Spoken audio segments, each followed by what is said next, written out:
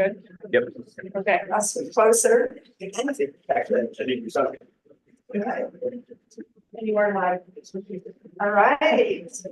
Wow. Well, I want to get started now. I'm very honored to be here, and I want to thank Mark for opening up this beautiful place to us tonight to be able to have this really important event with Chairman Omali Yeshitela, reading from and talking about his incredible book, The Verdict is in, Reparations Now. And my name is Penny. I am the chair of the African People's Solidarity Committee, an organization of white people under the leadership of the African People's Socialist Party and Chairman Omali Yeshitela. Our work is to go into the white community to organize other people, other white people, just like ourselves, to take a stand for reparations to African people and to stand in solidarity with the right of African people to struggle for their liberation and reparations to in the return of the stolen resources. And I just want to say that we do have the Uhuru Solidarity Center, which is at 2654 Gravois, which is owned by the African People's Socialist Party, but we are able to use it and organize it from there. And I want to always invite people to be able to stop by there and come see us. And I want to salute Deputy Chair Omali Yeshitela, who is with us tonight, who is the coordinator and leader and architect, as we say, of the Black Power Blueprint, an incredible program that is being laid out and built north of St. Louis's Del Mar Avenue divide in North St. Louis on West Florissant Avenue. And I want to invite people to come by there to see it. You can even request tours.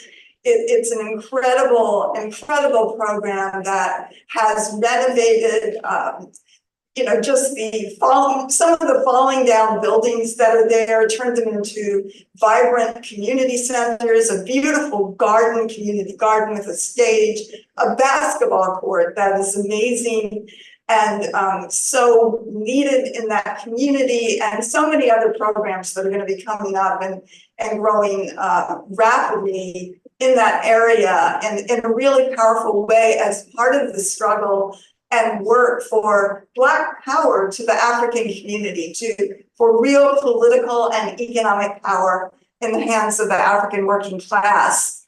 And, I just wanted to say, I want to open up and introduce Chairman Omali Yeshitela. Certainly, Chairman, one of the most incredible person that I have ever met, who has fought for the liberation of Africa and African people his entire adult life for more than 50 years, who has never stopped fighting until African people are free all over the world, till Africa is liberated. And I just wanted to say a little bit about you, Chairman, that Chairman Omali Yeshitela is from St. Petersburg, Florida, and that the chairman formed the African People's Socialist Party in 1972.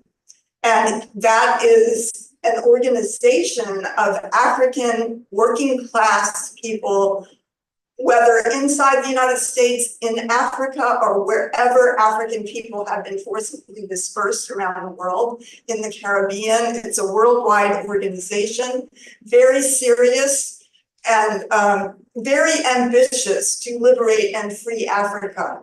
And that for almost 60 years, Chairman Omali Yeshitela has organized and traveled the world to fight for Black people and the right to be free, self-determining, and enjoy the results, their own stolen resources and stolen labor returned to them.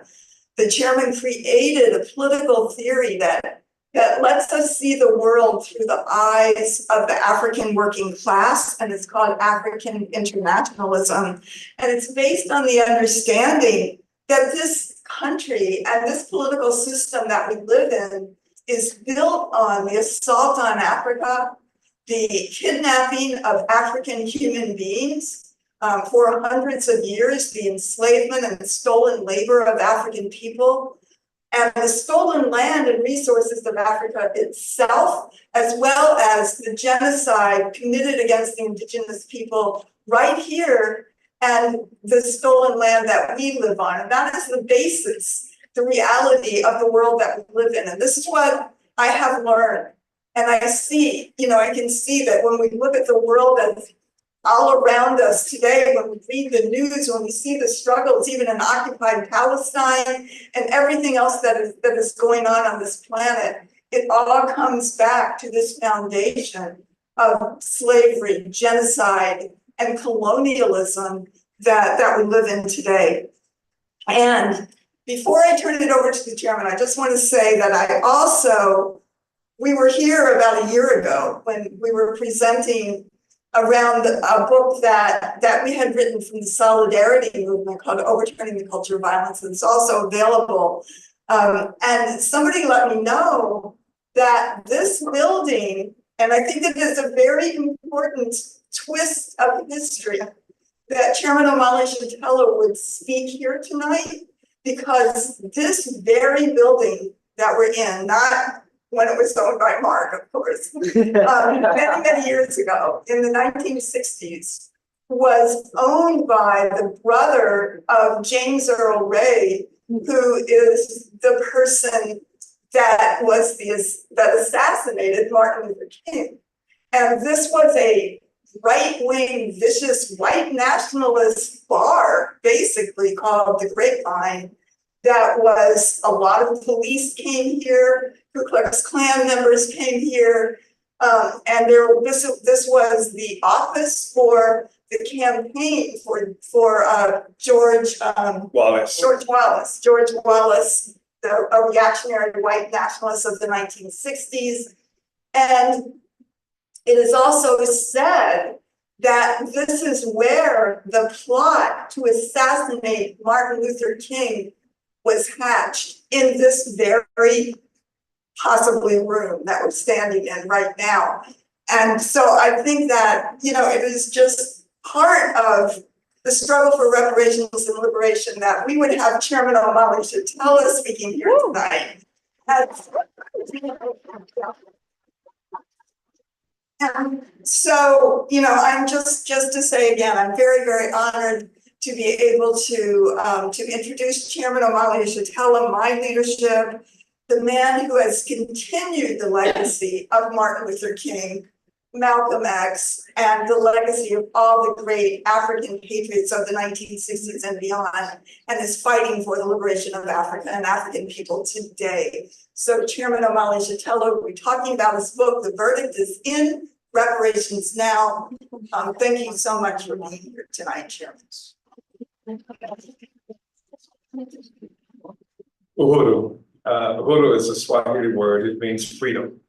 It's a word of greeting that we use in our movement and salutation and what have you. And I want to thank Comrade Penny for the introduction, and all of you for coming out on this evening. And Penny has already done so much in terms of the introduction. And I'm glad that she mentioned that my wife is present here, Onizene Yeshitela. And that's important for a number of reasons. And hopefully that becomes a bit clearer as I talk about the book. I want to thank Mark again. I want to really for making this venue accessible to us. And I think what I would like to let everybody know is that currently I'm under indictment by the federal government that intended to imprison me for what would, at my age, be a life sentence for 15 years in prison. Penny Hess is one of the persons that was also indicted, as well as Jesse Neville, who you did see and will see again before this is over. And I was indicted by the federal government because they said that I worked for the Russians. and that the work that I have done for Black people, certainly since I guess they said 2014 or something like that, was as a Russian employee, as an agent of Russia. And the specific things that they have charged me with relate to speech crimes. And what I did was organize election participation in St. Petersburg, Florida, 2017, 2019. Jesse Neville was one of the candidates. And the campaigns that we ran on revolved around the question of reparations to African people, reparations, and also dealt with things like gentrification, Black community control of police, et cetera. But the reparations thing, I think, is one that was cited in the federal indictment, and they said the Russians paid us to do that. We also, the indictment also includes a charge that a campaign that we did revolving around genocide. When the United Nations did a tour throughout the United States, I think it's something like 6 different cities, and we participated in that tour. And every place the United Nations went, investigating conditions of Black people, we were there. And part of what we were doing while we were there, in addition to speaking at the events open to the public, we were also gathering signatures on petitions, asking people to sign them, to unite with our demand that the United States go before the United Nations for the violation of the UN Convention from 1948 on the prevention and punishment of the crime of genocide. So they said the Russians paid us to do that. And also I went to Moscow to participate in an international conference of people who were struggling for self-determination from around the world. And they said that, I think they said, this is the time where I became a Russian agent, became employed by the Russians. So on July 29th of 2022, at 5 o'clock, pre-dawn, the United States government, military forces attacked my home on Redbud, in North St. Louis. They came with armored vehicles. They used flashbang grenades, battering rams, and my wife and I were sitting at the dining room table. I call it dining room table, but it's really a tiny place. But and we heard this noise coming from outside that we first thought was some kind of alert that a tornado was coming initially. And then it became clear that was a command coming from outside saying, this is the FBI. And everybody in this residence should come out with your hands up and your hands empty. And shortly after that, the grenade sounds began to go off all around the neighborhood. I was to learn shortly, and a few minutes later, that even in the back stairwell of our house, leading upstairs, they were exploding these grenades and what have you. And when I got downstairs, I was greeted by these people in military attire. And as I mentioned, there was an armored vehicle in front of my house. And there were these armed persons in military gear. They had assault weapons pointed at me, not just pointed at me, but the things you see in the movies, like those laser darts, they were all on my chest, just my chest, filled with those laser darts, with the clear, the statement that they could kill me if they wanted to. And I thought they might, because they had killed Fred Hampton in 1969. They came to his house at 4 o'clock in the morning, and they killed him. So that's what I anticipated. I had told my wife before going downstairs to open the door to greet them that she should get on the phone and call people and let them know we were being raided. But she couldn't because they had jammed our phones. So we couldn't communicate with anybody. But when she comes downstairs following me, she opens the door and she's almost hit in the face by a drone that they've sent up the stairs into the house. I get downstairs and I am zip tied behind my back. My wife, when she gets downstairs, she's handcuffed behind her back. And when we're asking them what is going on, why is this happening, they tell us that a Russian national is going to be indicted in Russia later that morning. And should he ever come to the United States, they will arrest him. But my name came up, they said, in the indictment. And so they were there to serve a search warrant on my home. And that was the reason that they broke windows, that they broke into the rear entry, that they were using flashbang grenades, that they terrorized the entire community, that they used the St. Louis Police Department to put the crime scene tapes throughout the neighborhood, that they had occupied the porch next to us, the neighbors, and put tape on the video camera doorbell so that they couldn't be seen. So we are downstairs and talking to them, and they're asking me to sit on the curb outside. It's pre-dawn. The grenades are still going off all around in the neighborhood, etc. So we finally are able to extract ourselves. I asked them finally, if we could leave. And they told us that first we could go upstairs where they said we could go upstairs and sit there sort of on the guard. And I don't want to go upstairs. Can I leave? And so they finally said, yes, we could leave. They had some trouble cutting the zip ties from my wrist, but they finally did.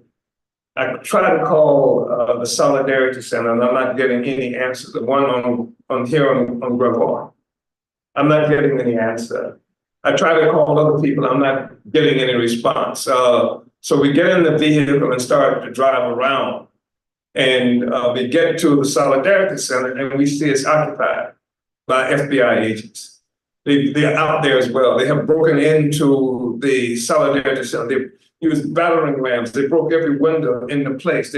They used tapes, their flashbang grenades and what have you. And then they went upstairs to their apartment upstairs. They handcuffed Jesse, and they handcuffed his partner and held them at gunpoint.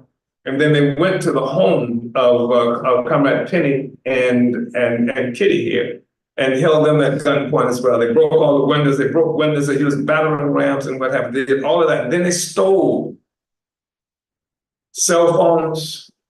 They stole computers, laptops, all of that. And so that's what happened on the 29th. And they occupied those buildings sometimes 6-8 hours. They were in there, taking materials and what have you. And so then they characterized us as unindicted co-conspirators, which is a bad thing to be. And one of the reasons it's a bad thing to be is because one doesn't have legal standing, because I'm not indicted. I'm not indicted. So I can't go to court and say, hey, stop them from doing these things. I have no legal standing. Then what are they doing? They've done nothing legally to us as far as the court is concerned. So I can't fight in the court. I can't use the system to even engage them in some kind of struggle. And this was the reality for 9 months. 9 months this went on. And after the 9th month, they indicted 3 or 4 people the fourth person, young woman in St. Petersburg, Florida, because they attacked our office in St. Petersburg, Florida. They knocked down doors, they broke windows. We have a radio station there. They took the radio station off the air for a while. My home in St. Petersburg, though nobody was there, they busted into that house. They broke the door, etc. They went in and stole all kinds of resources there as well. So this is the situation. And then they went to this incredible young leader in our movement. They went to, I forgot to tell you, that after we left the Solidarity Center, trying to find people, Comrade Rage, we ran into Comrade Rage here, who was looking for us. She knew something was happening, and she was rolling around, and she had her children and everybody else she could get to try and provide whatever kind of security they could provide. I wanted to mention that. But this young woman, her name was Akelia Nai. She was one of the persons we had to run for office in St. Petersburg, Florida in 2017 and 2019. They went to her home and they told her somebody was breaking into her car. The local police did, and that she should come out and check it. And when she goes outside to her car, FBI agents come from behind vans and things like that. And so they take her phone. They do similar kinds of things to her. So this is what happened. And so this was happened on July 29th, simultaneously. Both of the states and cities, St. Petersburg, Florida, St. Louis, the tale of two cities, if you will. So 9 months later, we are indicted and go to court for this indictment where I am put in leg irons and handcuffs and mugshot, fingerprinted, and what have you, put in a cell where they kept me for a few hours. I think on the same day, Comrade Penny Hess had a similar treatment. And on a few days later, Jesse Neville faced the same kind of situation. So that's what happened to us. Those more or less the actions that they claim were consequences of being Russian agents that they used to indict three of us. And that's one of the reasons why it's important for you to be here on today to talk about this book. This book talks, the verdict is in, Reparations Now, is about a tribunal that the African People's Socialist Party held in Brooklyn, New York in 1982. Reparations Now. It was the World Tribunal on Reparations that was held in 1982, probably before the birth of the Russian that they said I was working for, 1982. And the thing is that it's not that they expect anybody to believe this.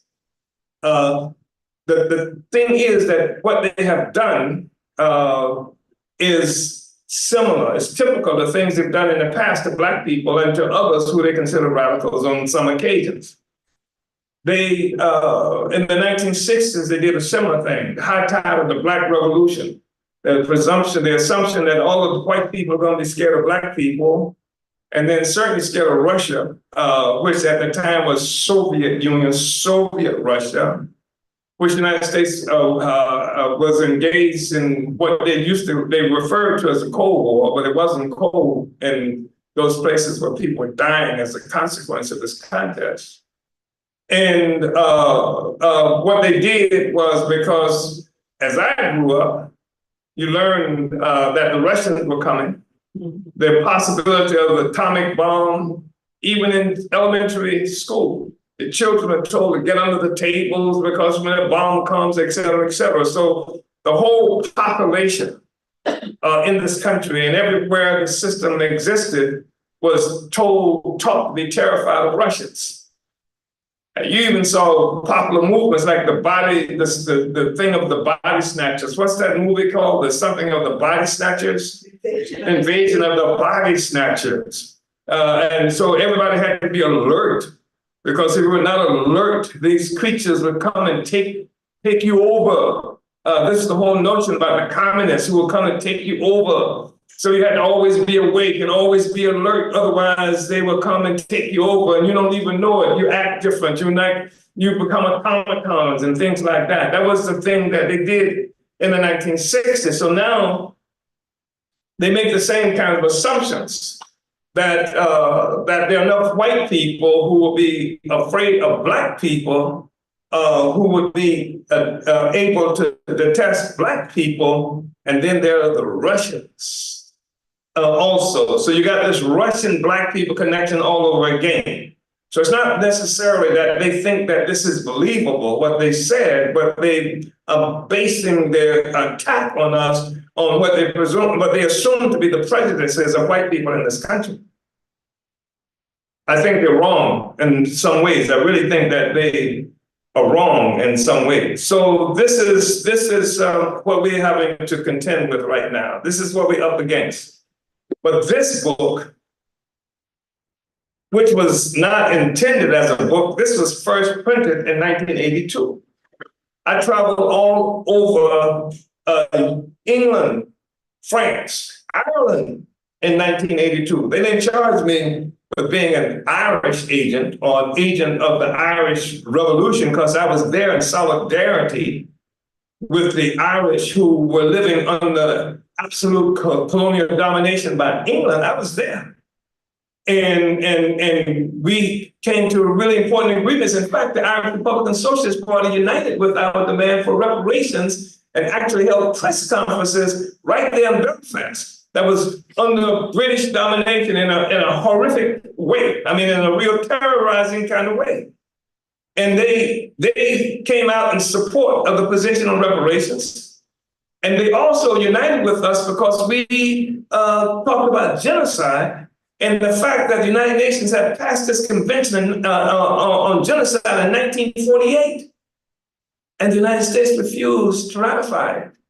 It was 40 years after this convention was put forth at the United Nations that before the United States would even ratify it. And it wouldn't ratify because of Black people and so-called Indians, indigenous people here, and fear that we would take them before the United Nations, charging them with genocide. So this is something that helps hopefully to contextualize what it is we're talking about. And we mentioned Martin Luther King and what happened here, and the death of King. This was one of the things that happened. They killed King. King did not slip in a bathtub or got hit by a car. They killed King. Malcolm X was killed. In 1960, you saw the murder of Black Panthers all around this country, assault on the Black Panther Party, the Panther 21. In 1969, where the FBI, I forgot how many charges of conspiracy, like one of the charges against me. And some conspiracy, we're working with the Russians, and part of the conspiracy is designed to make the United States look bad in the world. Anyway, that's part of this, what we're dealing with. And the reason that there can be this perhaps gasp or perhaps even surprise by the politics, the question of reparations, the question of colonialism, because ours as an organization, we're not involved in a movement to make America like us, make white people like us. We want freedom. We want freedom. We want what every dignified people on the planet Earth requires, demands, self-determination, right? Feed, clothe, and house ourselves. We oppose to welfare slavery like any other kind of slavery. We demand the right to feed, clothe, and house ourselves, self-determination, to be self-governing people. And so that's something that has been denied us. And the only reason it sounds strange is because of what did happen in the 60s. because the anti-colonial demand was the demand not only in the United States, but around the world. People around the world was fighting against colonialism in Cuba, in throughout South America, whatever, throughout Africa, and in this country. That was what the movement was about. And so part of what happened was they crushed this movement. We had the assassinations of King, assassination of Malcolm X, the murder of more than 30 members of the Black Panther Party in 1968 alone. And then, of course, you had Lumumba in Congo. You had Nkrumah overthrown in Ghana. You had Che Guevara after he was captured, wounded and captured in Bolivia, assassinated. This was a crushing of the whole struggle for self-determination against colonialism. So you don't hear the demand against colonialism, or you haven't heard it for a while. But the African People's Socialist Party was born in 1972, the same year that the St. Louis organized the Team 4 plan. Read about the Team 4 from the Rand Corporation, hired by St. Louis, that put together this program they call benign, neglect. Well, by policy, they would starve north of St. Louis, the Black community here. And the first time in history, the emergence of a so-called land bank, the first place in this country, was right here in St. Louis, part of the Team 4 plan, that could take properties and bank them to cure blight in the city. And where did most of the properties come from? Took them from taxes from Black people. And then they began to take them for code enforcement and things like that. So the city of St. Louis is the largest landowner in this city. And look at North St. Louis. That's a consequence of it. And I think it's important to say that we're not looking at a situation where some naughty people just don't like people and people don't speak to each other, don't get along together, and that kind of thing. There's a process born of a social system that denies African people a right to live and a right to be a self-determining people. And that's what we're up against. And that's what we're about. And that's why we were attacked. And that's what this book puts the United States government. We organized this to put the United States government on trial for the crimes it has committed against African people in this country. So I want to say that. And I want to say that related to much of what I've already said now, is that this book was also influenced by the period. By the time this tribunal was held in 1982 in Brooklyn, New York, from the period that the civil rights movement jumped off in this country in the 1950s to this time, there was a 500% increase. 500% increase in the prison population in this country. America has the largest prison population on the planet Earth, larger than China. That's its adversary that is been determined to be this autocratic government, larger than Russia, the largest prison population in the world with almost 1 million African people locked up in prison right now. That's the reality that we confronted with. And so this crushed the movement. We talk about a process, a deliberative process to crush the fight by Black people just for happiness and the return of the resources that's been stolen from us. So, and now with the crushing of the movement, we see the political dialogue begin to change in this country, because it wasn't just a physical assault that we suffered, it was the political and ideological assault too. Because now there's no Malcolm X. Now the Black Panther Party is almost decimated. Now even our own organization has come under assault, with one of the founding members being killed. Now, the revolutionary movement has been crushed and silenced around most of the world. That's what we're looking at. And so the political discussion changes. Even utilizing intellectuals and professors and things like that on universities that have concluded that Black people are responsible for our own conditions of existence. There's something that is inherent about Black people. We were characterized as a primitive underclass and things like that. People wrote books on that and how African people are just inadequate in terms of being able to live. You talk about benign neglect. The guy who probably coined that became a senator. What was his name? The senator who came up with, and who had determined that the problem with Black people in this country in terms of the data that was clear about the difference in our circumstances, that is from Black people and white people, is because cultural things, that Black people always think, this is what he said, this is an intellectual here, that because Black people think collectively and think of the group rather than the individual. So that's certainly something wrong with you if you don't think of yourself only, but you think of the group. And secondly, because of matriarchy, they said. Because Black women, and you know, they probably got that part right, because the sisters be bad and sort of in charge of almost everything, you know. But that's who we are culturally. Matriarchy is real, you know. If you want to carry it, we didn't call it matriarchy. It was just, she said, do it and let's do it. You understand? But the point I would make, though, is that they would take things that are culturally definitive about us and then criminalize it, make it something and say, that's why we suffer. Not because we're in a relationship between oppressed and oppressor or because of something that's wrong with us.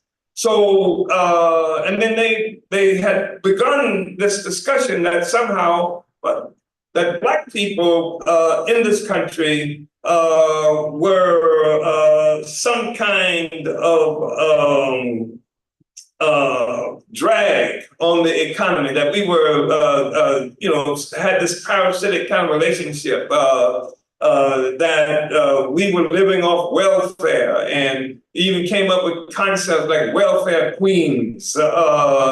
And we were these burdens, economic and social burdens on the white world or white community. This is what we were dealing with at this time. So I'm part of a movement. I'm a part of a movement that is designed to free Black people and to be able to rescue us from these circumstances. And so we saw during this tribune as one of the things that would contribute to taking on this whole notion that somehow Black people have lived off the welfare of white people, when the reality is this vast backwards. It's that the white world has lived off the welfare of Black people. That's how this whole thing got started. I mean, it's not like Black people were sitting around in Africa waiting to, trying to get the first trip here to get on some kind of basketball team, et cetera. Didn't happen that way. Somebody came. The Black people in this country and the indigenous people are the only people who did not come here looking for a better way of life. They came here at gunpoint. And that's just an absolute truth. So I just wanted to say those things, and hope I haven't over-talked. There are a few things I would like to mention. I would like to share just some things with you. This book is evidence. That's part of what I'm saying. So I can't stop them. I couldn't stop them on July 29th when they invaded my home and took over the neighborhood with their grenades, with their drones. I couldn't, they forced me to come to Tampa to be in that prison and put me in leg irons and chains. They now took my passport, so I can't travel anywhere out of the country. I have to report to them once a week. I have to tell them once a week. They can come to my home. They say, I want to come. They can come to my home anytime they want to. These are the circumstances under which I'm living, and my wife is living, and they took my wife's personal weapons. So this is what we are dealing with right now. This is what we're dealing with right now, and I couldn't stop them from doing those things. And I can't stop them from taking me to court. We have filed a brief with the court 3 months ago, more than 3 months ago, asking that these charges be dropped, showing how ridiculous the charges were. The brief brilliant lawyers that we have put forth the argument that these charges should be dismissed. And the court was taking them under consideration. They even allow us to come for oral arguments to Tampa, Florida. And that was more than 3 months ago. And we haven't heard anything. We were due to go to trial in February. And so this is the thing that we've been living with up to now. And this is probably what makes Mark's decision to host this meeting in your presence so important. So I wanted to just say, this is some of the background for why we would even do the tribunal. The tribunal that we did in New York in 1982. No Russians involved in this. We made this decision. We have agency. We don't need Russians to tell us that we oppress. And there's an assumption that's out there that Black people are not intelligent enough to come to our own conclusions. Therefore, somebody white hands will always tell us what to do. And there's an assumption here that this belief is deep enough, pervasive enough in American society that people would go along with it, even though it doesn't make any sense. They've said, I mean, I can show that the stuff they're talking about now, I've been doing this for 50 years, the stuff they charge 60 years almost. They said it doesn't matter. Part of the argument is that it's not what you said. In fact, this is content neutral, the charges are. It doesn't matter what you said. It's the matter that the Russians told you to say it. This time. You've been saying it for 40 years, 41, but this time the Russians told you to say it, and that's why we're going to put you in prison for the rest of your life. So anyway, here is the indictment that was presented at that tribunal. Have I talked too long up to now? Where are we? Okay, so here's the indictment that I presented to the tribunal. I functioned at the tribunal as a people's advocate.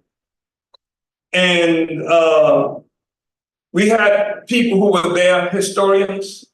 We had really incredible historians because one of the first things we had to do was prove a crime had been committed. We had to prove that Black people were better off before we had this encounter with European colonialists who brought us here and dispersed us around the world. So we had historians who spoke. We had people who were healthcare workers trying to solve all these health problems with data about what it was. We had testimony, economic testimony that showed that a minimum of $4.1 trillion just in stolen labor alone. We calculated the first time you would find a quantification of the amount of value that was stolen from Black people during this whole era of enslavement and subsequent to that. First time it ever happened in history. Books have been written subsequent, and they based it on the documents that we provided at that tribunal. We had economists, we had psychologists, we had educators, we had cultural workers, all of them to testify at this tribunal. We had people who had been imprisoned in this country to testify about the conditions in the prisons and the thing that took. We had someone from Attica. People in this room, most of you are too young to remember the Attica Rebellion. And when they killed 42 under Nelson Rockefeller, who was governor of New York at the time. So Attica's a prison in New York. They killed 42 people under Rockefeller's orders at Attica. So we had various people testifying at this tribunal. And the tribunal was carried out according to international law, quite transparent. So anyway, this is the indictment, part of it. It says, brothers and sisters and brothers, Africans and peoples of the world, today we are charged with the most serious responsibility of bringing charges against the United States government for crimes it has committed against the oppressed African people in the United States. In the name of the oppressed and domestically colonized African population in the United States, this World Tribunal on Reparations for Black people in the United States charges the United States government with crimes against our people which constitute a violation of international law, such law being defined for the purpose of this World Tribunal as 1, general international law. By general international law, we mean laws which, that law which is defined in Article 38 of the statute of the International Court of Justice as international conventions, whether general or particular, establishing rules expressly recognized by the contesting states. B, international customs as evidence of a general practice accepted as law. C, the general principles of law recognized by civilized nations. D, judicial decisions and the teachings of the most highly qualified publicists of the various nations as a subsidiary means for the determination of rules of law. We use the Charter of the United Nations as part of the basis for the tribunal that we were conducting. And all of this was important to us also because, as I mentioned, and you will, when you buy this book, you'll see testimony from various people who had to face the most extraordinary and often fabricated charges and what have you. And the fact is that most people are not aware of such a thing as international law. International law. And so it was important for us to use this tribunal to introduce to the public, and especially African people, that there is a law that is greater even than the law of the United States. This is international law. So that's part of what it is that we did. And in addition to the United Nations, and there are other things you can see in terms of law, but I wanted to point out this. Three, as one of the legal basis for the tribunal. The Convention on the Prevention and Punishment of the Crime of Genocide. This is 1982. But the Russians, they said, got me to do this in 2014. So the Convention on the Prevention and Punishment of the Crime of Genocide, this convention reads in part, Article 1. The contracting parties confirm that genocide, whether committed in time of peace or in time of war, is a crime under international law, which they undertake to prevent and to punish. Article 2. In the present convention, genocide means any of the following acts committed with intent to destroy in whole or in part a national, ethnical, racial, or religious groups as such. A, killing members of the group. I wonder if Mike Brown, and all the others who, have been killed would meet that. B, causing serious bodily or mental harm to members of the group. This is C, deliberately inflicting on the group conditions of life calculated to bring about its physical destruction in whole or in part. D, imposing measures intended to prevent births within the group. E, forcibly transferring children of the group to another group. Not even talk about even now under this so-called child, what is it called, CPS? What is it? Child protector. The number of Black children who are stolen every day. Article 3, the following acts shall be punishable.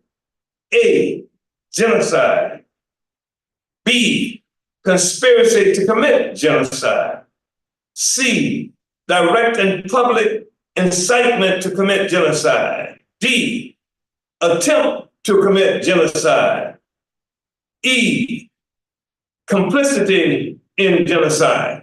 So this is the Convention on the Prevention of the Punishment and Crime and Crime of Genocide.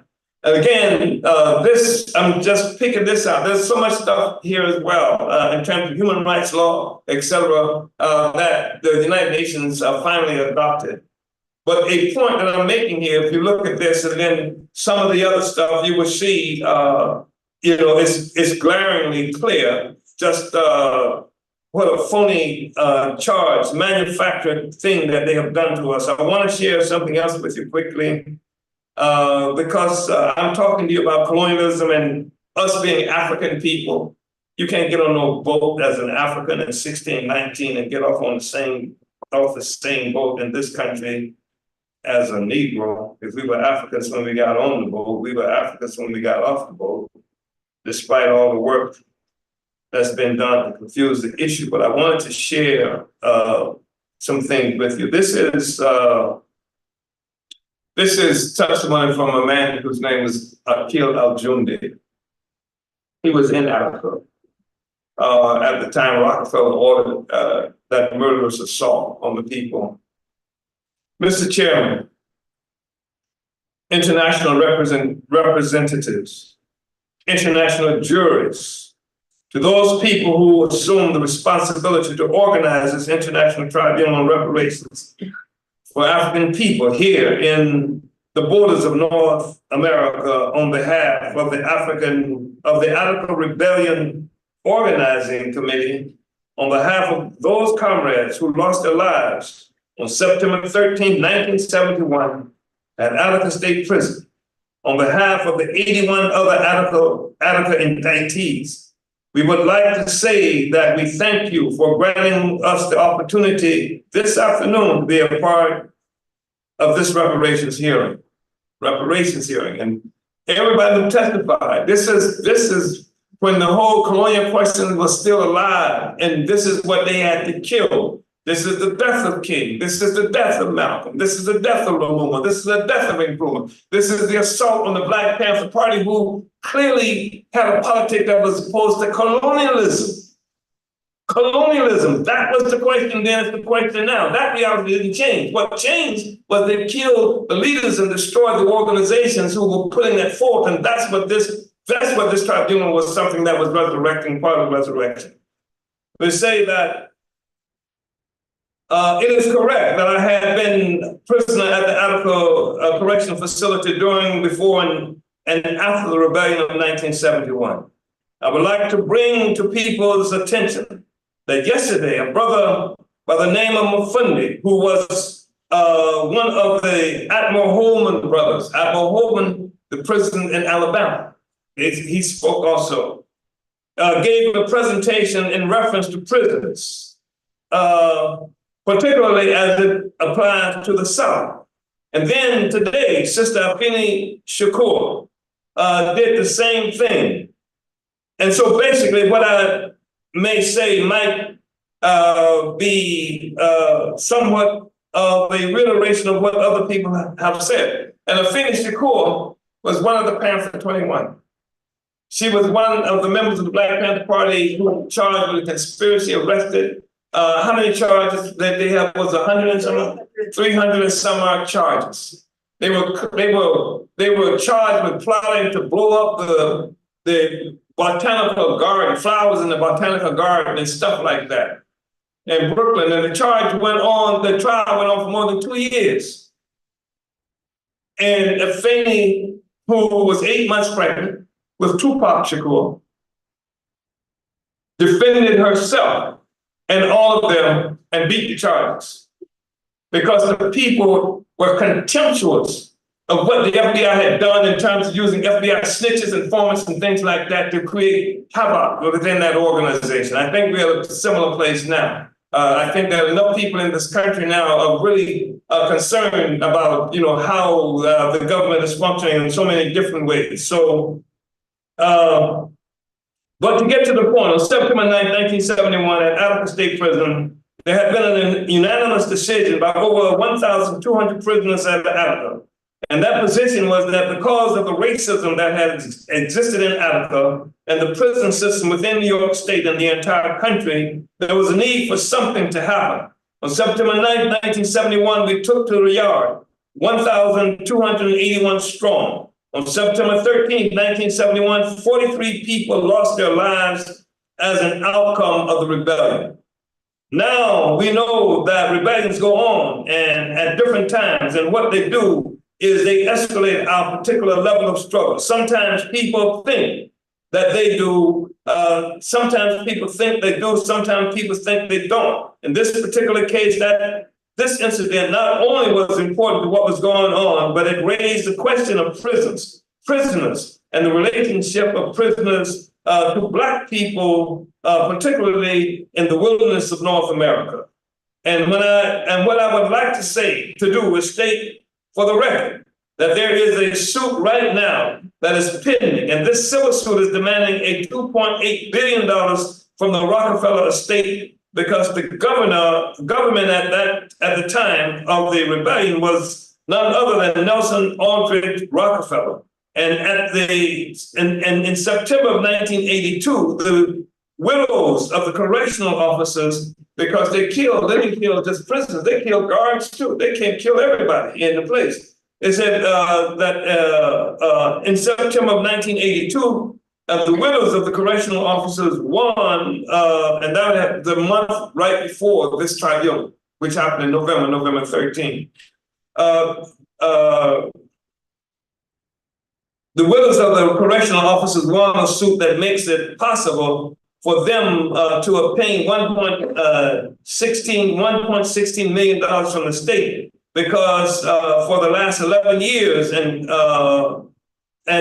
going into court at the same time we were going into court, they have been able to provide that the state used excessive force on December 13th to quell the rebellion that occurred at Attica. And in the process of trying to quell and quash the aims and aspirations of the third world prisoners, they in turn killed off 11 of their own kind. And so they were able to win the suit. And we say that is right on, because winning their suit makes it possible for us to win our $2.8 billion suit. So I'm just going to skip and just read briefly this. He says, I would like to bring to people's attention the name of William Allen, whose cause of death was an assassination with multiple wounds of neck, back, arms, groin, and destruction of his lungs on September 13, 1971. A comrade of mine by the name of Elliot L.D. Barkley, assassinated from back and chest wounds and damages to the right lung that he received on September 13, 1971. Brother John Barnes, assassinated from back and chest wounds and damage to his right lung and aorta on September 13, 1971. Alan Durham, assassination from multiple wounds in the back, arms, and thighs, and damage to the right lung, kidney, and diaphragm. Willie Fuller, assassination from wounds in the upper back and chest, and lacerations of both lungs and heart. Brother Melvin Gray, assassination from wounds in the shoulder and thigh, and damages to the left lung and chest. Brother Tommy Hicks, and it goes on and on and on. So I just wanted to be able to share this with you. And there's so much more that's here. And it's important. And like I said, for us, this is evidence. And it's important for us, for you to know this. Not necessarily for you to agree with what our politic is, because we aren't asking Biden to agree with our politics or the prosecutor to agree with our politics. We haven't committed crimes that they have charged us with. We are not guilty of those charges. We have beliefs that are really important to us. And it's important to Black people. Black people fought and died around similar beliefs in this country, and can't ignore that. We're in a place now where we are talking about being perhaps an origin of the scheme, the plot to kill Martin Luther King, who was one of the people who died. I mean, the evidence abounds throughout this country. My presence is evidence of what I'm talking about. The fact that you don't see indigenous people walking down the street here is evidence of what I'm talking about, because they're in concentration camps, those who survived, they're called Indian reservation. This is an objective reality that they don't want to talk about.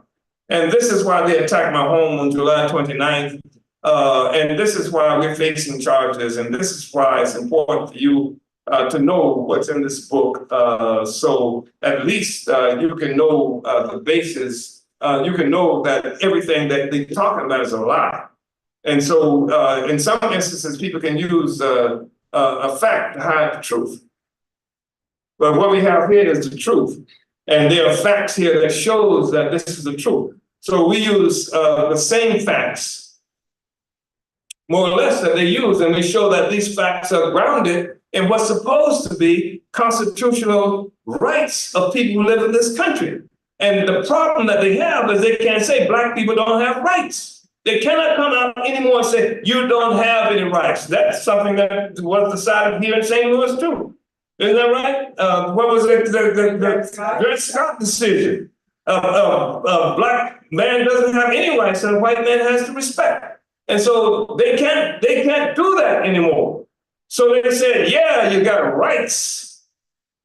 But that's not what this is about. This is about you did something that the Russians told you to do. So they will liquidate the whole history of our relationship if they can do that. That's why it's important for you to know what's in this book. And I want to say that, and hopefully I haven't overtalked it. Uhuru, thank you so much.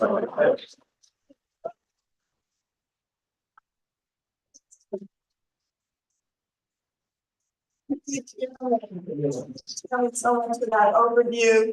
I want to open it up for questions and discussion. And, I just want to say that, first of all, they want to silence the voice of Chairman Omali Yeshitela and the right of African people to be free. That's what the state is doing right now as part of the whole trajectory of the assaults every time African people have stood up, from Marcus Garvey to, as the chairman said, to Malcolm X, to leaders of the 1960s, and to the chairman today. And so part of being here, of hearing this, and participating in getting organized or expressing solidarity with the right of African people to be free is fighting for this attack by this state to end, to stop this attack on Chairman Omali Yeshitela, because if they deny the chairman's right to speak, there will not be freedom of speech in this country as we know it. Yeah. And we have to fight for this because they always start with the African population to silence them, because it brings up to the surface what this country is based on, what it is built on. And yeah, so I just want to say that, and that, I'm really proud that people have come out and want to, definitely open it up. If you have questions, if you have comments for the chairman, and so let's talk about all of the things that the chairman has raised tonight. I should mention to you that a lawyer who has practiced for 25 years, and he practices with the federal courts and things like that, saying that he's never seen a case like this, and this is the first time. This law is based on stuff that they passed in 1917 to deal with espionage. 1917, as many of you are probably aware, was when the Russian Revolution succeeded. Mm-hmm. And so part of the Russian boogeyman thing that they did was they created this espionage, this laws against espionage. And so that's where it has its basis. But a lawyer said this is the first time that this law has ever been based on speech. These charges have ever been based on speech. Usually when they've even used it, and the times when they've used it have been bogus anyway, but he said that at least it was associated with some kind of act somebody did. But in this instance, it's based on speech. The government took 130,000 signatures on petitions that we had gathered with people supporting the demand for against the charge of genocide against the United States. So this is something that I think is important to make you aware of as well. So please don't hesitate if there's any question or anything that you want to put forward to do that. Yeah, and I do want to. The chairman has said it. I do want to reiterate that Chairman Omali Yeshitela and certainly Jesse and myself are innocent. They know it. How could a man who has fought for the right of African people to be free, fight for reparations, to fight for justice for all oppressed people and end the colonialism, suddenly at, 50 years into it, suddenly become a Russian agent. I mean, how ridiculous, and they know that. So this is to tie up and attempt to, overtly silence Chairman Omali Yeshitela. So, we're not gonna let that happen. So I want to, I just definitely want to ask for any comments. What do people think? Yes, Angelica, thank you. Chairman, if we could speak to what this tells us about the situation in the United States and of this government. Could you say that? Could you hear that? I couldn't hear it that well. You have a mic that right there in the audience someplace. There was a mic. It's not right. It doesn't. Okay, we don't have that anymore. Angelica, please. I'm sorry, Angelica. I would like for you to speak to what this, this indictment means in regards to the condition of this country. I mean, what this country is in and the government in kind of. Yeah. I'm proud to say that we have played a role since the founding of our party in 1972 in struggling to rebuild, to complete that whole revolutionary project that was against colonialism. For, I don't know if anyone has noticed, but almost every day now you open a newspaper, you see some struggle happening, they say colonialism, colonialism, colonialism. That wasn't the case. After this crush this movement, we have led that, push that. And what is happening is the world is changing in the sense that the struggle of colonized people all around the world has achieved such, ubiquity that every place you look up, people are fighting against colonialism. Whether it's on one of these concentration camps they call an Indian reservation, people are defending colonialism. Whether it is in occupied Palestine, people are talking about fighting against colonialism all around the world. So I think that's one of the things that this whole and we see the question of colonialism, the genesis of this whole social system is a world economy that was created through colonizing peoples everywhere around the world, and so people fighting against that. That's what is. Every war, everything that you see happen has been to try to hold this thing together. That's one thing. The other thing is that there's increasing competition in the international arena also, and by other state powers, Russia, China, Iran, other countries are also, and I think that there's a profound crisis of a social system that again has its foundation in colonialism. And so internally there are splits all over the place. The social splits, you saw it on January 6th when those weren't Black people who attacked the Capitol. Those weren't indigenous people. Those weren't Mexican. Those were white people who attacked the Capitol and defecated on this woman's desk and whatever the hell it was that she did, that defiled the glorious Capitol. And so I think that the crisis, can you imagine this? You got a former president who 91 charge indictment. Mm-hmm. A former president who was being indicted because he said that elections are phony in this country. He said they're phony, that it was rigged, etc. Then you got another president who was in power, by the way, who in 1972, the year the party was founded, as a senator in Delaware, from Delaware, was fighting against things like the busing regulation and who was opposed to the Civil Rights Bill. This is putting me in jail. The guy, this is his Justice Department that's doing it. So you got this profound crisis that's happening everywhere. And I think they're trying to crush it. And I think they see critical to the whole thing is the struggle of Black people. And then I think also this thing about genocide.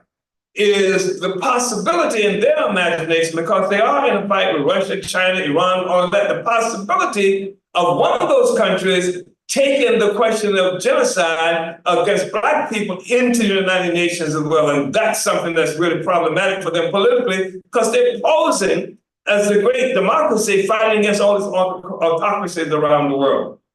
So I think those are some, and the other thing, let me say this, that we really fractured the absolute unity of white people in opposition to Black people.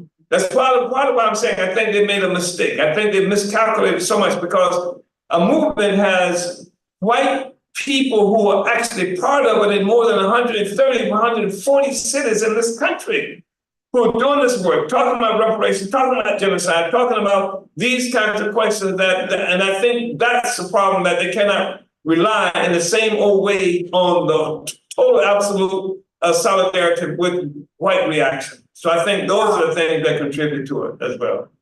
Yeah, I think that's a really good point. And I would also just like to just say some of the things that the chairman has talked about. I came into the Solidarity movement. Party created the African People's Solidarity Committee, a white organization under their leadership, in 1976. And that is a long time ago. And the chairman then talked about and he talked about the Reparations Tribunal. In 1982, the 1980s, a lot of people didn't know what reparations meant. They never heard of it. We would be out having demonstrations, reparations to the Black community, and people would come up to us and go, what are reparations? What does that even mean? And the chairman had a goal to make reparations a household word. And it is a household word today because of the word And the other thing that I remember from the very beginning, because when I first came into the Solidarity movement and the chairman was saying, well, the role of the white people is to go into the white community. And we were like, oh, no, we don't want to do that. But that was, of course, what we're called on to do. And to organize other white people to be in solidarity with the right of African people to struggle for their liberation and for reparations. And the chairman always said, the problem is not against racism, because racism is just an idea. It's an idea that, of course, can lead people to hurt African people, lead white people to do that. But that is not what African people are struggling against. They're struggling against the political and economic reality backed up by the state of colonialism that affects and comes down against African people inside this country, just like it does in occupied Palestine, because Israel copied, and used as a model what the US does to African indigenous people here, to Palestinian people. This is colonialism, the chairman said. And nobody would have, nobody heard that for a long time, but the chairman always, everywhere he spoke, everywhere he wrote, he talked about and defined this question of colonialism, because how can an oppressed people defeat an idea, but they can defeat the political system that oppresses them, because the Vietnamese did that, and we've seen, so many people who have done that, so many various oppressed peoples who have done that victoriously, in the past. So now we hear everybody talking about colonialism. It's really, really powerful. And again, that is the work of Chairman Omali Yeshitela. I just really wanted to. I think the idea will be defeated.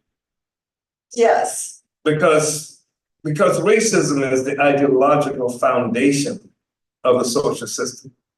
It is that system of ideas, what have you, that wins white people to unity with the colonial project.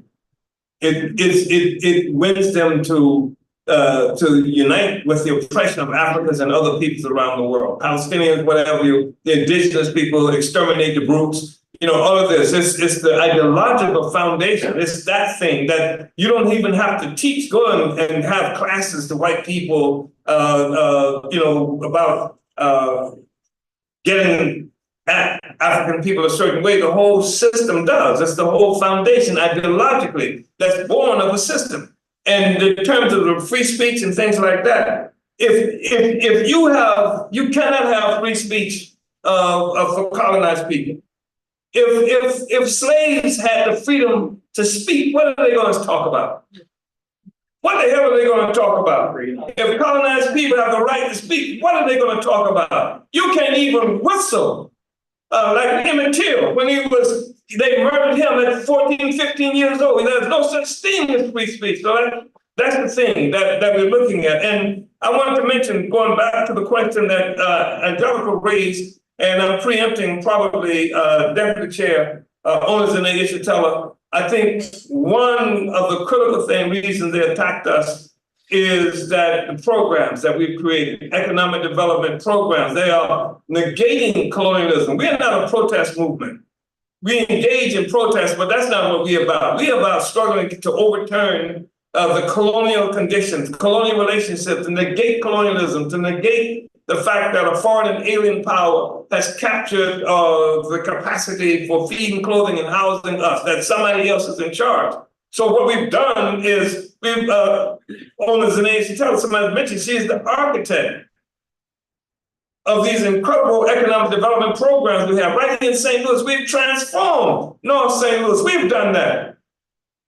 And somebody was just talking to us the other day in one of the buildings. These people, Africans who are working in one of the buildings that we've just got. How many buildings we got now? Properties, 20 some odd buildings, 20 some odd properties right there in North St. Louis alone. We've been able to get them and transform the city. And this one brother who was working with his crew there, he talked about, because we created, they claim, I think, the government that we took, what, $7,000 or something like that from Russians, something like that, they say, somewhere in that neighborhood. But we put a basketball court right there on West Florissant. Yeah. Then $160,000 basketball court came. And the resources, most of it came from white people who unite with the struggle for reparations for Black people. They say this is our reparations. We're contributing to reparations here. So, and I think the fact that we've done those things and developed these properties, changing it. And the brother said to us that basketball court, he said, just that basketball court alone has changed that community. He says that before the basketball court, that there were issues with gangs and people can be this side and not that side, except that basketball court has changed everything. Everything. And so that's not even an issue or problem anymore. So I think that's one of the fundamental things too. Chairman Omali was going to say something. Oh, Chairman, you mentioned the whole question of the motion to dismiss. Yes. And it's been since September. Yes. Do you have any kind of speculation of why it's taken so long? It's been like 4 months now that they have not made, the judge have not made a decision. Either way to dismiss or go forward with the trial. Do you have any speculation? I think it's because it's never been about the law. Because if it was a question of law, they wouldn't have come to our house and done these things. They wouldn't come at 5 o'clock in the morning. They wouldn't come threatening the whole community. They shut it down, trying to terrorize all the people. It's a political attack on us. And I think that they want to be able to find a way to use the law to justify this political attack. But the problem is that everywhere you look in this country right now, there are struggles around the question of speech, Trump speech. All the people who, you see all these trials revolving around that. Then you got the fact that the state itself is separated in terms of its loyalties to this block of colonizers, or sometimes they call themselves Democrats and Republicans, but as you notice, they cross those lines of Democrats and Republicans as well. So I think that a concern now is what this ruling, what this decision will mean, not just for us, but what it will mean for all these other cases like Trump and the rest of them who are fighting this whole free speech issue that we're looking at. I think that might be one of the reasons why you might end up seeing sex tapes with Bill Clinton and what's this other, where was Jeffrey Epstein. I just saw something today that said they got sex because I think this is part of the war, the contest that they're involved in with themselves. So I think that contributes to it. So I don't know, our lawyers dumbfounded by the length of time they're taking to make a ruling. They ruled on Trump in a month. Trump called for dismissal of the charge. They dealt with that in a month. So this is the contradiction. That's why it's so important for you to be here right now, for you to have access to this book right now. This is the evidence. This is the evidence. They say that it's content neutral, the charges that we're saying, here is the damn content, and it is not neutral. You understand? So, and we believe that if people had access to them, they wouldn't be neutral either. So whatever they might try to deny us the ability to do in a court, we've taken the court here to you. And thanks to Mark, we're able to do it in this venue right now. Yeah. All right, Holly. Chairman and Chairwoman Penny, I just want to thank you for this presentation and reading. It's so powerful, and yeah, I just really salute this event and everyone for coming out. I had a comment and a question. I think it's interesting the timeline of the raids. While this book, which I know was published many years ago as a little pamphlet, and that I know that for the last several years it's been in discussion and with the publishers, and now it's and if you could talk about how it's almost like this, everything the state does, it's like we can use against them in court, or basically the what am I saying? The hands-off, the formation of the hands-off approve committee. If you could talk about that and how it's not only a defense campaign, like yes, it is a team of lawyers literally defending you in court, but how it's so much more than that. It's really a counteroffensive, and how there's these monthly webinars by Hands Off Approve, and just the mass formation. It's like, because whenever they bring you to court, it's going to be the party putting the state on trial. And like, I imagine reading from the book you read tonight to like turn it on their heads to like put them on trial. So if you could just talk a little about that kind of counteroffensive strategy, and some more work of like what the Hands Off Approve campaign is up to at the moment. Yeah, I just think it's important. I thank you for that comment, Hallie. I did not join this movement to get me out of prison. I did not join this movement for quote unquote free speech. I became a part of this movement to struggle for the liberation of our people. That's what it's about. And the discussions we've been having is related to that. And that's why they attacked us. And so when they attacked us, first of all, I'm sure they did not expect to fight. No. I think that these are serious charges. Like, again, for me, it represents a life sentence that they're threatening me with. In addition, of course, they threaten me. You have to imagine, here you are, pre-dawn in the morning. You know they killed Fred Hampton like this. You know they killed Malcolm X. You know they killed Martin Luther King. You know they killed more than 30 members of the Black Panther Party. And then you come out and you're facing armored vehicles and you're facing these white people with these camouflage outfits on. And then they've got assault weapons pointing at you with the laser beams, darts off your chest. So this is what we had to go through and what we've been living with now, reporting once a week to them. I mean, I gotta call up somebody, report to somebody. I gotta say, can I go this place? I cannot go that place. And they can come to my home anytime they want to.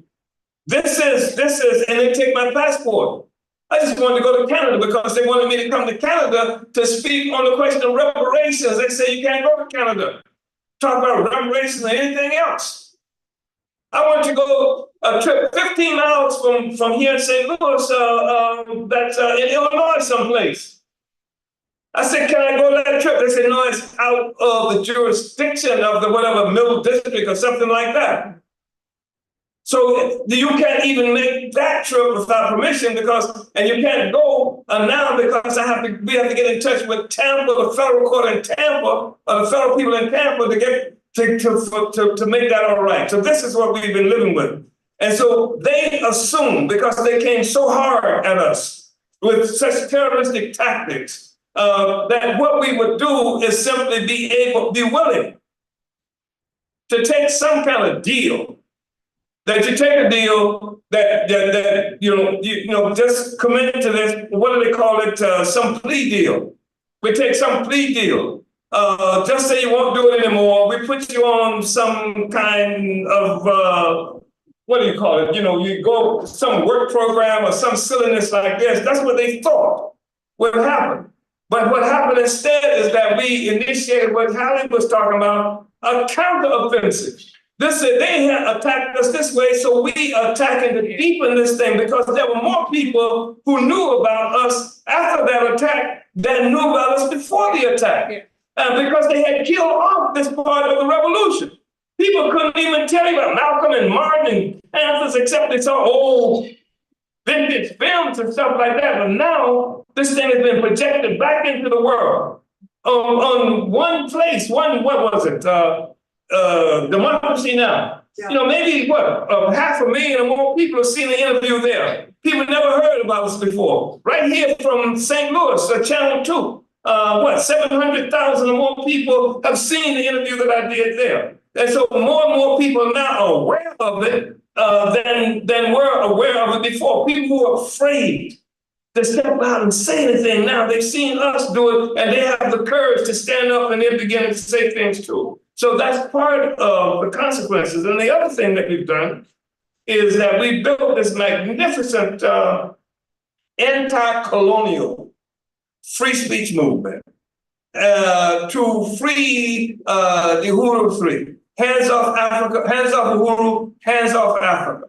And there are some 40 different organizations crossing the ideological spectrum, different nationalities and what have you, from Cuba, from Venezuela, from the indigenous people. And speaking of indigenous people, the case of Leonard Peltier, who's been locked up for almost 50 years. And you can't, and who's going to defend him? They're in concentration camps. He was in a concentration camp just like us when they came to get him in the first place.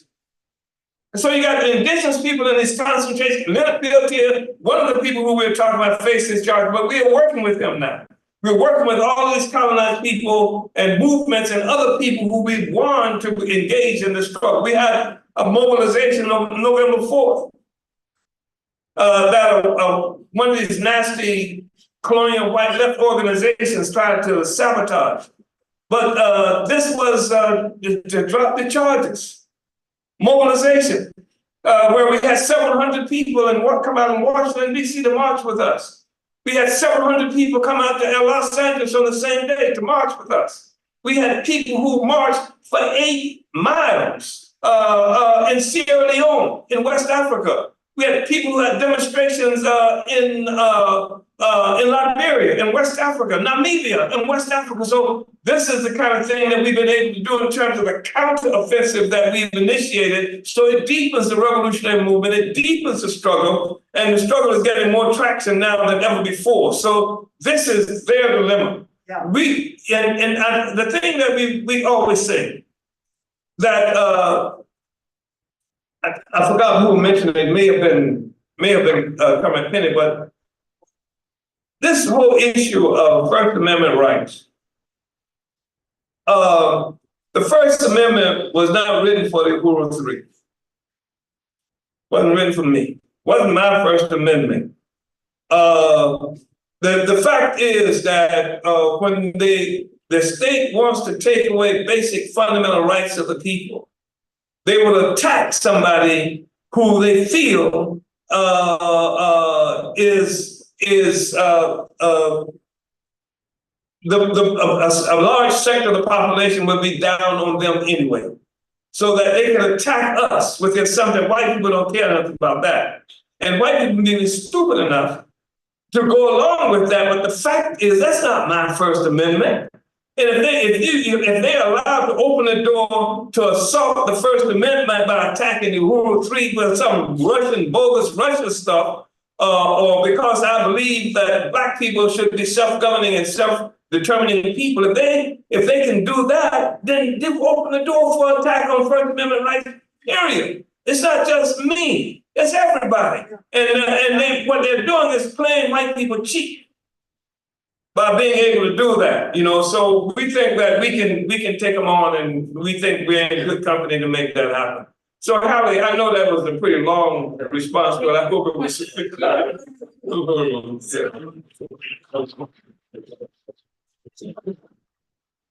Yes. Yes.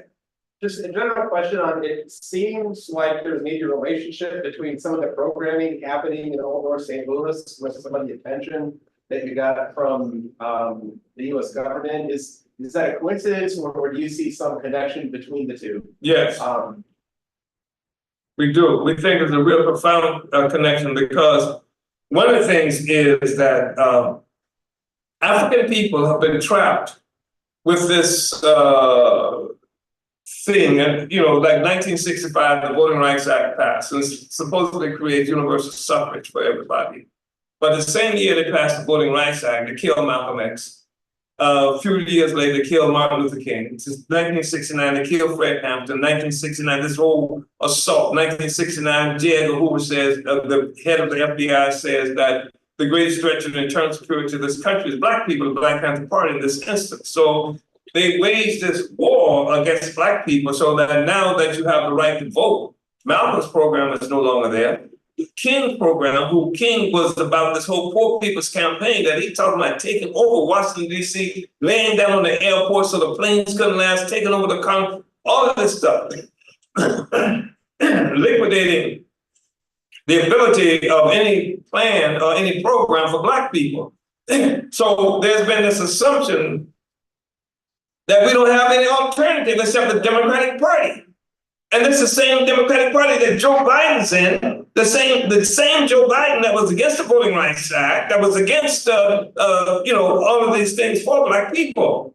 So we don't have an alternative. That's what many people have thought. They kill off our leaders, they destroy the organizations, and now what is happening is that there's actual, not just an alternative in terms of ideas, but actually programs. You can join, you can touch it, you can connect to this program. You can have housing because we're making housing. You can have, the things for the children because we're creating those. You can have, we created doulas for African women in a city where something like enough Black babies die in the first year of life. They fill 15 kindergarten classes. We are in the process of now creating a women's center that deals with healthcare and things like that. So we are showing this practice possible for us to do it. That's a profound statement against colonialism, and I think that's the problem. I think that's a severe problem. They have done everything, the government. We went before. We had an alderperson that went before, tried to go before the Board of Alders. And with the objective is to get the board to declare that St. Louis would be a sanctuary, a Dred Scott sanctuary city, so that the local government would refuse to work with the FBI or any federal agency that was trying to attack Black people for trying to uplift the Black community. Jesse Todd, who was the alderperson from the 18th Ward, put that before, tried to get that before the board. So and they said they were going to bring an agent of the FBI and the police, and that there would be public discussion around that. They don't want to touch it. Yeah, I'm sure that there's a direct connection to the programs that we've done here. But I should tell you that there are extensions of programs that we've done in other places and are doing in other places as well. But yeah, there's a direct relationship to it. Yeah. Right. Well, this has been really powerful, and I just want to bring up Comrade Jesse, who's going to talk about the Uhuru Solidarity Movement's convention. I want to really encourage everybody to get this book. The verdict is in, Reparations Now, and the chairman would be very happy to sign it tonight. And just really want to thank Comrade Mark again. Comrade, really appreciate you. This is a great place. So Yeah, so thank you all for coming out, and we say Uhuru. Uhuru. Uhuru means freedom, and Vencedemos, we are winning. Yes.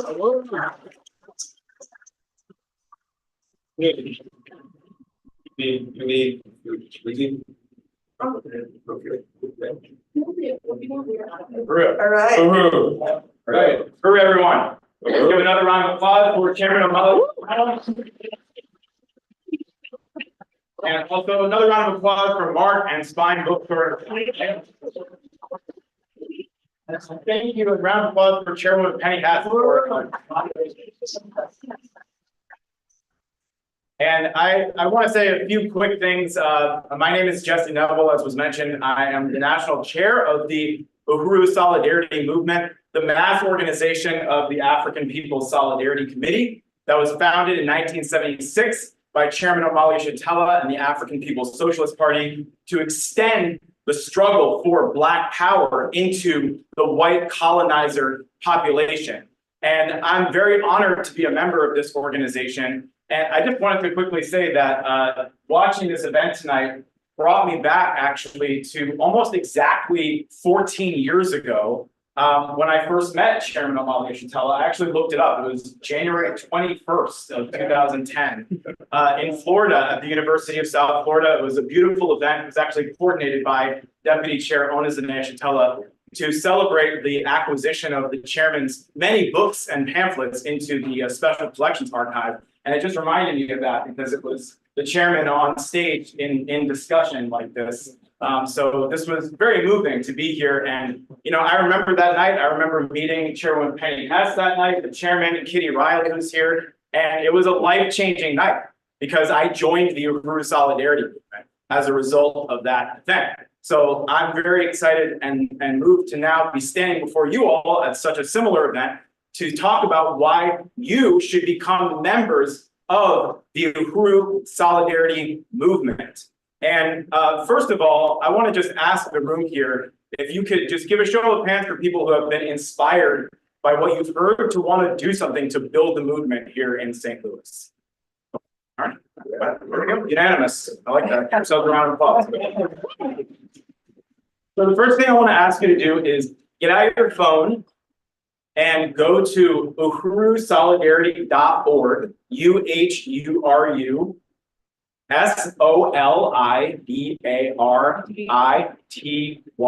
Did I get that right? Yeah. .org. Okay. uhurusolidarity.org. O-R-G. There you go. And right at the top, you'll see a big red button that says Become a Member. Go ahead and click that, and you can start filling out the form to become a card-carrying member of the Uhuru Solidarity Movement, the only organization of white people in solidarity with the African Revolution under the leadership of the Revolutionary Party of the African working class that exists on the planet Earth. So I want to just encourage you to go to uhurusolidarity.org, and I want to say a few things about what it means to be a member of the Uhuru Solidarity Movement. And I also want to encourage people to stick around because you should buy this book. The verdict is in. It is incredible. The chairman just explained so brilliantly the significance of this book. And you got to get a copy and get it signed by the chairman before you leave tonight. Oh, thank you. So, okay, so I want to start off by saying that I want to reiterate the point that both the chairman and Chairwoman Penny Hess made tonight, which is that the US government is not attacking Chairman Omali Yeshitela because they truly believe that he is an agent of the Russian government. The United States government, the FBI, they do not believe that. They know Chairman Omali Yeshitela is not an agent of Russia. They know who he is. They know he is the leader of the international anti-colonial African revolution. And that is why they are targeting him. For the same reason they targeted Marcus Garvey, who was eventually arrested and convicted and imprisoned for the charge of mail fraud. They were not targeting Marcus Garvey because they were worried about mail fraud. They were targeting Marcus Garvey because, like Chairman Omali Yeshitela, he represented the interests and aspirations and struggle of African people around the world for liberation. And they're also not targeting Chairwoman Penny Hess and myself because they think we are agents of Russia. They know we are not agents of Russia. We are targeted because they know we don't work for Russia. We work for the African Liberation Movement. We work for the African People's Socialist Party. We work under the leadership of Chairman Omali Yeshitela. And it has been pointed out by Lisa Davis, who's one of the leaders of the Black is Back coalition, that for over 100 years in this country, when thousands of white people gathered in massive numbers to lynch and torture and terrorize African people for over 100 years, no white person was ever indicted. The chairman mentioned Emmett Till, the white woman who accused Emmett Till of, quote, whistling at her and instigated that vicious torture and lynching murder of Emmett Till, died in her sleep last year after the Biden administration's Department of Justice closed the case on whether or not she should be held accountable for instigating that murder. And yet, Chairwoman Penny Hess, the first white person in history to heed the call of the African Revolution to work for reparations to African people, faces indictment. And obviously, this was designed to scare you away from going to uhurusolidarity.org and clicking become a member. But so far, it has had the opposite effect, because so many white people who don't like this government, who don't want to be represented by this ruling class that goes around the world committing genocide and inside this country against African and Mexican and indigenous people to represent us, who would rather be represented by the heroes of humanity, the leadership of African and oppressed and colonized peoples led by Chairman Omali Yeshitela, have said, well, if they're being targeted by the FBI, they must be doing something right. And like the chairman said, when they used the battering rams to break down the door of the Uhuru Solidarity Center, all they did was show white people what doorway to walk through, to join humanity, to join the revolutionary struggle, to join the oppressed and colonized peoples of the world who are fighting to build a future without oppression and exploitation. So that's what I want to talk about tonight. That's why you should join the Uhuru Solidarity Movement. If you are one of those people that would walk through that door, now that you know it's there, now that you know where to go to say that you stand with the oppressed peoples of the world, that you believe reparations are owed to African people, that you believe this land should be turned back over to the indigenous people, that this land still belongs to the indigenous people, that we are not indigenous people, we are the actual illegal aliens colonizing and occupying this land, that you believe that African people have a right to self-determination and a right to lead their own struggle for liberation, then this is the organization for you. You should go ahead and become a member of the Uhuru Solidarity Movement. And I want to say that there is a place for everybody in the Uhuru Solidarity Movement. We have people in this room, literally, who are teachers, who are students, who are artists, who are nurses, who are construction workers, linemen. Is that right, Brendan? Okay. We've got people of all ages, backgrounds, gender and sexual identities. We are Jews who are opposed to what the state of Israel, the illegitimate colonial settler state of Israel, is carrying out against the Palestinian people in our name, and who can see, as Chairman Omali Yeshitela says, that the most important thing we can do to support a free Palestine is make revolution where we are, in the belly of the beast, by joining under the leadership of the African Revolution. And what unites all of us is this optimistic vision, this revolutionary optimistic vision embodied by the African People's Socialist Party, embodied by the Uhuru movement, that we have the honor to be a part of and to embrace, and to get out of the cynicism and despair and depression of life on the pedestal of empire and domination, which is dying and which is being destroyed, and instead to see our future with the rest of humanity who are fighting like hell to free themselves from colonial oppression once and for all. Right. So that's what it means to be a member of the Uhuru Solidarity Movement. And I want to ask you right now, if you, first of all, raise your hand if you are already a member of the Uhuru Solidarity Movement. Okay, I like to see that. And raise your hand if you would like to become a member of the Reparations Solidarity Movement tonight. Okay, there we go. My name? Yes. Oh, I'm Deborah. Deborah, right on. Good to see you, Dora. And your name? I'm RJ. RJ. I already know their names, but that's for you. Do we see another hand in here? Okay, so we have 2 new members of the Uhuru Solidarity Movement. Let's give them a round of applause. And if you didn't raise your hand and you're still thinking about it, you can talk to us once we're done and we can get you signed up as a member. Membership is $25 a year. For students, it's $10 a year. Or you can become a sustaining member of the Uhuru Solidarity Movement, which means you give monthly reparations. And all of the work that we do, all of the resources that we raise as reparations go directly towards the programs that the chairman was just talking about. Anti-colonial programs such as the Black Power Blueprint right here in St. Louis on the north side that are negating the colonial mode of production and building actual, tangible, concrete political and economic power in the hands of the African working class. So that is the first thing I wanted to say. And the second thing is that for everybody, members and just supporters, people who are interested, and anyone else, on March 9th and 10th here in St. Louis, we are very excited to announce that we are hosting our national convention, No More Genocide in Our Name. This convention is a call to white people to stand for victory to African people,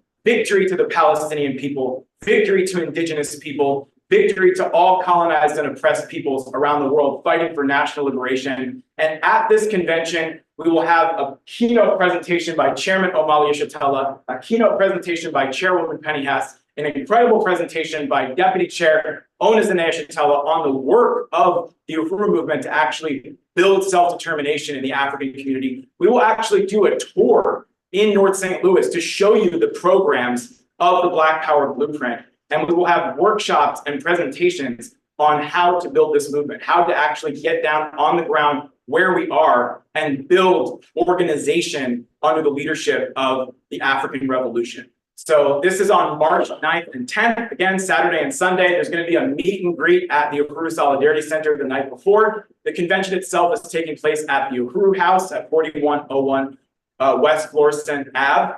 And you can register by going to nomoregenocide.eventbee.com. There's also a QR code on here. So raise your hand if you are planning to come to the USM National Convention. Okay, that's it. That's awesome. Give yourselves a round of applause for that. So I'll leave it at that. Thank you so much to Chairman Omali Yeshitela and Chairwoman Penny Hess and to Hallie and everybody. Oh, thank you, Hallie, for reminding me. I'm also holding the Burning Spear newspaper, which everybody should pick up. This is the latest issue, hot off the press, and it's incredible, incredibly powerful newspaper, the voice of the African working class. We have them here for $1. And Len over here is our membership coordinator. So if you are interested in becoming a member, please talk to Len or myself or other organizers of USM who are here. And we have membership orientations every Sunday that Len can talk to you about as well. So our slogan is unity through reparations. So I want to say unity through reparations.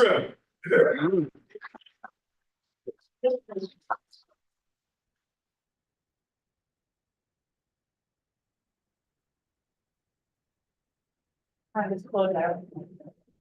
You want people go to get a signed book? Yeah. Yeah, so, All right, well, thank you again, Mark, and to Spine Bookstore and Cafe, and thank you to everybody who came out, people who became members, and just this has been a really exciting meeting tonight, so really appreciate it. We'll be here, we can talk to you a little bit more. Everybody can get the book, the chairman can sign it, and that would be very historic. So thank you again, and unity through reparations. Thank you. so that we have, down here, you can buy them for the stock.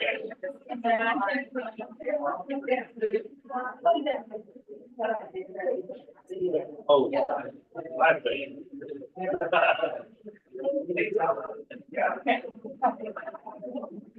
Great, you're gonna have to.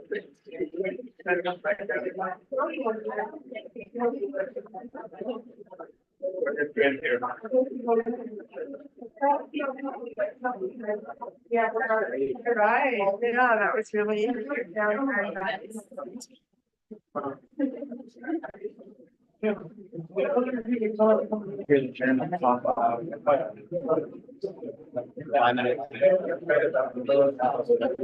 There was so many. Okay. Watch out. Yeah, I know. You're smart for it. It's just,